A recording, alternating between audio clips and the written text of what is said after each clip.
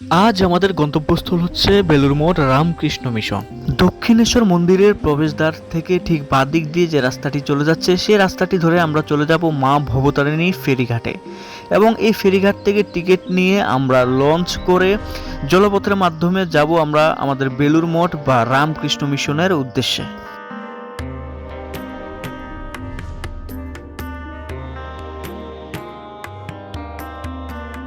ঠাকুর মা স্বামীজিকে প্রণাম করে আমরা প্রবেশ করছি ফেরিঘাটে, এবং ফেরিঘাটে প্রবেশ করে আমরা চলে যাচ্ছি লঞ্চের দিকে, এবং সবাই দেখতে পাচ্ছেন লঞ্চের জন্য অপেক্ষা করছে। আমরা সকল দর্শনার্থীরা আমরা লঞ্চে উঠে পড়লাম, এবং আমাদের মাঝি ভাই বা লঞ্চের যে চালক, সে লঞ্চের চালক আমাদের নিয়ে আমাদের গন্তব্যস্থল অর্থাৎ বেলুড় মঠের উদ্দেশ্যে আমাদের নিয়ে রওনা দিলেন জলপথে। আজকের দিনটি হচ্ছে পূর্ণিমা তিথি, তাই গঙ্গা নদীর জলে এক অদ্ভুত উচ্ছ্বাস। ঢেউগুলো যেন নিজে এক গল্প বলছিল। যাওয়ার পথে বড় ছোট অনেক লঞ্চ চোখে পড়ল, কেউ আসছে কেউ যাচ্ছে, সব মিলিয়ে নদীর বুকটা যেন জীবন্ত হয়ে উঠেছিল। চারপাশে গঙ্গার শান্ত সৌন্দর্য, হালকা বাতাস আর সেই পূর্ণিমার আবহ। মনে হচ্ছিল প্রকৃতি নিজের মতো করে আশীর্বাদ দিচ্ছে। বাহ, কি সুন্দর দৃশ্য! গঙ্গা নদীর মাঝখান থেকে বেলুড় মঠের পূর্ণ দর্শন।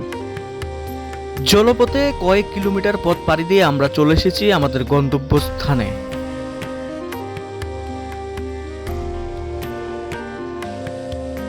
লঞ্চ থেকে নেমে কয়েকশো মিটার পথ হেঁটে সামনে ধীরে ধীরে উন্মোচিত হলো বেলুড় মঠ রামকৃষ্ণ মিশনের প্রধান কেন্দ্র। প্রবেশদ্বার পেরিয়েই যেন চারপাশের কোলাহল হঠাৎ মিলিয়ে গেল। মনে হলো এক অদ্ভুত নীরবতা আমাকে ঘিরে ধরেছে। এখানে পা রাখার সঙ্গে সঙ্গে যে শান্তির স্পর্শ অনুভব হয়, যা ভাষায় প্রকাশ করা সত্যি কঠিন।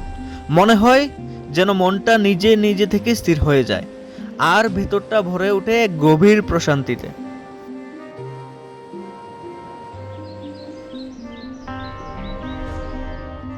এই পবিত্র বেলুড় মঠটি প্রতিষ্ঠা করেছিলেন স্বামী বিবেকানন্দ 1897 সালে। এটি ঠাকুর রামকৃষ্ণ পরমহংসদেবের আদর্শ ও শিক্ষার উপর ভিত্তি করে গড়ে উঠেছে। এখানে হিন্দু, ইসলাম, খ্রিস্টান সব ধর্মের স্থাপত্যের মিশ্রণ দেখা যায়, যা একতার প্রতীক।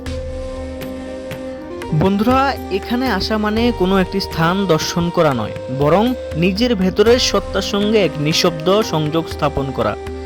এই পবিত্র ভূমিতে দাঁড়িয়ে অনুভব হয় শান্তি কোনো বাহ্যিক জিনিস নয়, তা আমাদের অন্তরের মধ্যে লুকিয়ে থাকে, আর সেই অনুভূতি এখানে এসে ধীরে ধীরে জাগ্রত হয়ে ওঠে।